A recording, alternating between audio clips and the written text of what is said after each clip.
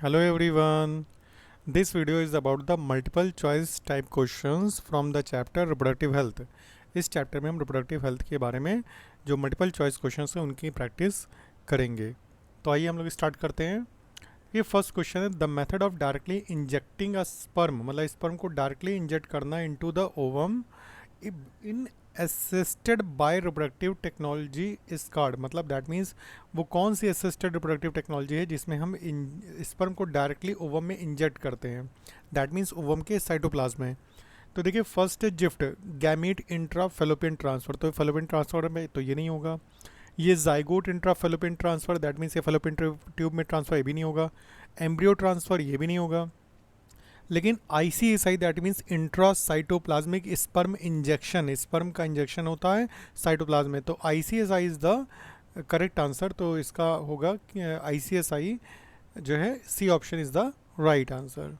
Next second में देखिए increased IMR, IMR होता है infant mortality rate and decreased MMR maternal mortality, मतलब जो इन्फेंट्स हैं, जो नवजात शिशु हैं, इनके मरने की दर और जो मैटरनल मोर्टेलिटी रेट है, जो माएँ हैं उनके मरने की दर जो होती है पॉपुलेशन में, अगर बच्चे के मतलब मरने की दर बढ़ती है, इन्फेंट मोर्टेलिटी रेट बढ़ता है और मैटरनल मोर्टेलिटी रेट डिक्रीज़ होता है, तो क्या होगा पॉपुलेशन में? ऑब्वियसली देखो इन्फेंट मोर्टेलिटी रेट अगर बढ़ रहा है, मतलब जो बच्चे हैं वो उनकी डेथ हो रही है ज़्यादा, और मैटरनल मोर्टेलिटी रेट कम हो रहा है, दैट मीन्स मदर जो है वो बच रही हैं, अब उनकी मदर की डेथ नहीं हो रही, दैट मीन्स वो नेक्स्ट टाइम फिर कंसीव कर सकती हैं। तो एक तरफ ये जो आईएमआर, जो इंक्रीज्ड आईएमआर है, ये पॉपुलेशन को कम कर रहा है, लेकिन जो डिक्रीज एमएमआर है ये पॉपुलेशन को बढ़ा रहा है। तो दैट मीन्स ये दोनों एक दूसरे को अपोजिटली जो हैं वो अल्टर कर रहे हैं। तो देखिए cause rapid, first option is the cause rapid increase in growth rate. Growth rate में इंक्रीज नहीं होगा, अभी हमने बताया कि जब दोनों एक दूसरे को अपोजिटली वो फेवर करेंगे तो उसमें क्या होगा, तो ग्रोथ रेट नहीं इंक्रीज करेगा, ग्रोथ रेट में डिक्लाइन भी नहीं होगा, क्योंकि एक फैक्टर पॉपुलेशन बढ़ा रहा है, एक फैक्टर कर रहा है, इसका मतलब पॉपुलेशन में कोई सिग्निफिकेंट इंक्रीज नहीं होगा। तो दैट मीन्स जो सी ऑप्शन है, not cause significant changes in the growth rate, then C is the right answer. ठीक है, ये क्लियर हो गया। तो सेकंड में ऑप्शन का जो होगा C is the right answer. Now next हम लोग चलते हैं थर्ड क्वेश्चन में। देखिए इंटेंसली लैक्टेटिंग मदर, जो बहुत ज़्यादा, that means just after parturition जो मदर्स होती हैं उनमें लैक्टेशन सबसे ज़्यादा होता है इनिशियल 6 मंथ्स में। तो उस समय जो मदर्स होती है जनरली वो कंसीव नहीं कर पाती हैं ड्यू टू द, जनरली आपने एक पढ़ा होगा लैक्टेशनल एमिनोरिया। तो लैक्टेशनल एमिनोरिया में आपको पता था कि जो मेंस्ट्रुअल साइकिल वो ऑपरेट नहीं होती है, that means because of gonadotropin, जो एलएच और एफएसएच हार्मोन्स होते हैं उनका रिलीज कम हो जाता है, जिसकी वजह से मेंस्ट्रुअल साइकिल ऑपरेट नहीं होती है। तो देखिए यहाँ पे हाइपर सेक्रेशन नहीं होगा, सप्रेशन गैमेटिक ट्रांसपोर्ट नहीं होगा, फर्टिलाइजेशन नहीं होगा। जो फर्स्ट को आपका ऑप्शन है सप्रेशन ऑफ गोनेडोट्रोपिन, गोनेडोट्रोपिन मतलब एलएच एंड एफएसएच, तो इनका जो है, इनका जो सेक्रेशन है ये कम हो जाएगा, इसकी वजह से जो मदर्स हैं लैक्टेटिंग मदर्स ये जनरली कंसीव नहीं करती हैं। तो इसका ऑप्शन हो जाएगा ए। आइए नेक्स्ट क्वेश्चन में हम लोग चलते हैं। नेक्स्ट क्वेश्चन में देखिए fourth, sterilisation techniques are generally assured method of contraception with least side effect, मतलब सबसे कम जो स्टरलाइजेशन टेक्निक्स है, दैट मीन्स जो सर्जिकल टेक्निक्स हैं, ट्यूबेक्टॉमी और वेसेक्टॉमी, हिंदी में नसबंदी जिसे बोलते हैं, तो उसके सबसे कम साइड इफ़ेक्ट होते हैं। लेकिन फिर भी जो कपल्स हैं जनरली इसको लास्ट ऑप्शन मानते हैं कंट्रासेप्शन का। क्यों?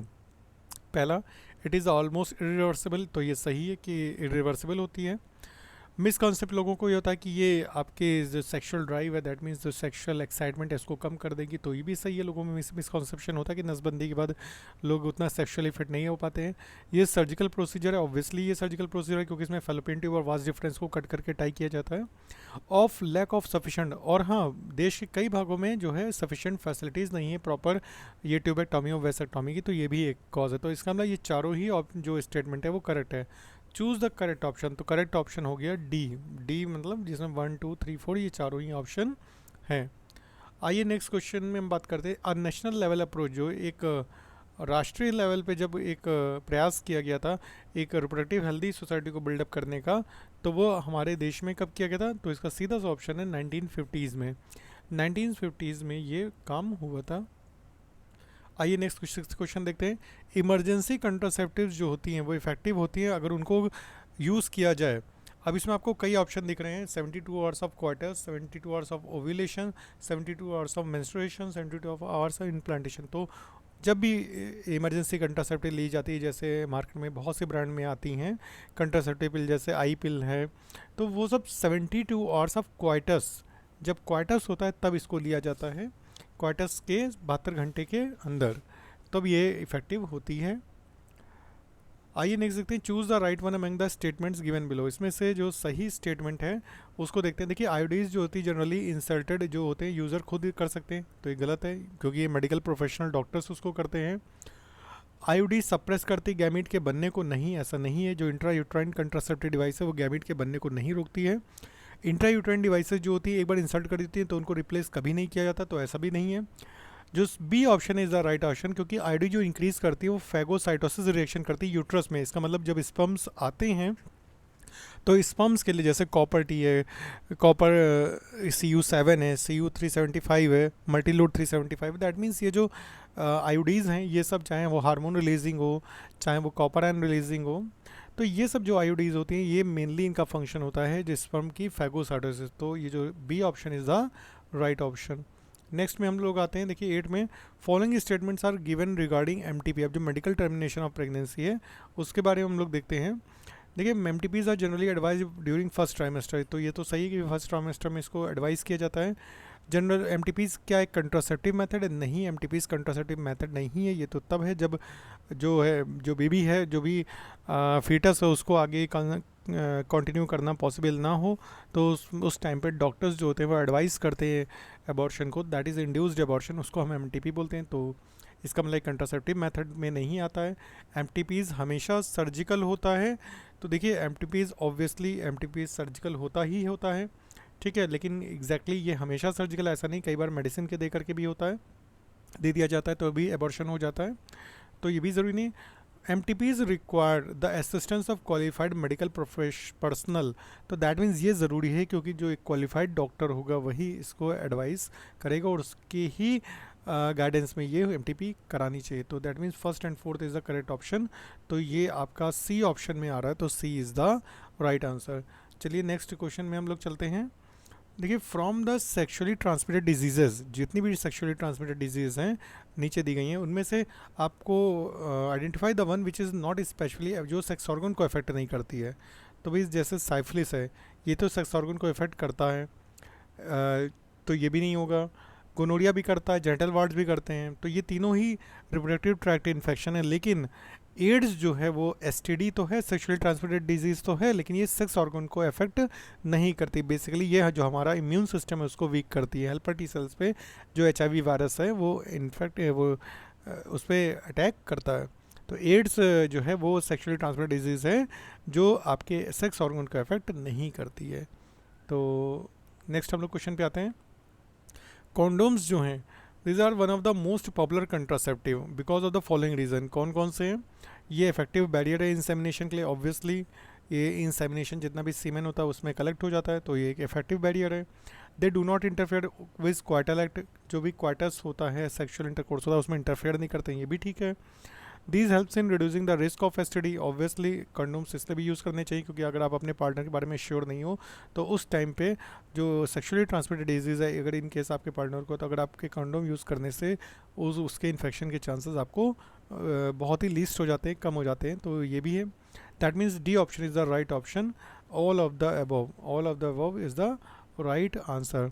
तो चलिए हम लोग आगे नेक्स्ट क्वेश्चन पे चलते हैं। Choose the correct statement regarding the ZIFT procedure. देखिए ज़िफ्ट प्रोसीजर जो होता है वो जाइगोट इंट्रा फेलोपियन ट्रांसफ़र होता है, दैट मीन्स जाइगोट को ट्रांसफ़र किया जाता है। देखिए इसमें क्या है, ओवा कलेक्ट करते हैं फीमेल डोनर से, उसको ट्रांसफ़र करते हैं फेलोपियन ट्यूब में और जिससे जाइगोट फॉर्मेशन होता है, तो ये नहीं है। जाइगोट सी पार्टीशन देखते हैं, zygote is collected from a female donor and transfer to the uterus, ये भी नहीं है। ओवा फीमेल डोनर से लेते हैं और यूट्रस में ट्रांसफर करते नहीं है। B option zygote is collected from a female donor and transfer it to the fallopian tube, तो ये जो है ये सही ऑप्शन है। Then B is the right answer क्योंकि जाइगोट को फेलोपियन ट्यूब में ट्रांसफ़र किया जाता है, तो that is the right option. तो B option is the correct option. Next हम लोग चलते हैं। 12th क्वेश्चन पे जो करेक्ट सर्जिकल प्रोसीजर होता है कंट्रासेप्टिव मेथड में वो क्या होता है। देखिए सिंपली ओवरेक्टॉमी सुना होगा, हिस्टेरेक्टॉमी सुना होगा, कास्ट्रेशन सुना होगा, बट ये these are not the surgical procedure, तो ये नहीं होंगे। करेक्ट ऑप्शन होगा वैसेक्टॉमी। तो vasectomy is the right option which is the correct surgical procedure as a contraceptive method. Next हम लोग बात करते हैं 13 क्वेश्चन की। डायफ्राम्स जो होते हैं जनरली ये कंट्रासेप्टिव डिवाइस होते हैं और ये फीमेल्स यूज़ करती हैं। तो इसमें करेक्ट स्टे ऑप्शन जो है वो बताना है आपको। They are introduce into the uterus, uterus में इंट्रोड्यूस किए जाते हैं नहीं, डायफ्राम यूट्रस में नहीं यूज़ किए जाते हैं। They are placed to cover the cervical region, हाँ सर्विकल रीजन को कवर किया जाता है। They are act as a physical barrier, तो एक तरीके से फिजिकल बैरियर होते हैं जो स्पर्म को एंटर करने से रोकते हैं सर यूट्रस में, तो ये भी सही है। They act as a spermicidal agent, तो ये स्पर्मिसाइडल नहीं होते, जिससे वे कवर होते हैं। तो that means second and third option is the correct, और ये आपका आ रहा है सी ऑप्शन में, तो that means C option is the right answer. तो इस वीडियो में फ़िलहाल हम लोग इन्हीं इतने ही क्वेश्चंस की बात करेंगे। अब ऐसे ही मल्टीपल चॉइस क्वेश्चन से रिलेटेड हम और भी कई वीडियोस अभी पोस्ट करेंगे, जिसमें आपको जो आपका कोर्स है वो कंप्लीट हो जाएगा। आपकी प्रैक्टिस जो है नीट एग्ज़ाम्स के लिए मेडिकल पॉइंट ऑफ व्यू से और आपके बोर्ड्स पॉइंट ऑफ व्यू से पूरी तरीके से कंप्लीट होगी। वीडियो अच्छा लगा हो तो इसको लाइक करिए, चैनल को सब्सक्राइब कर लीजिए तुरंत, और अपने सभी फ्रेंड्स को शेयर भी करिए, उनको बताइए भी, जिससे उनका भी कंप्लीट प्रिपरेशन हो जाए। तो तब तक के लिए thank you all and have a nice day बेटा।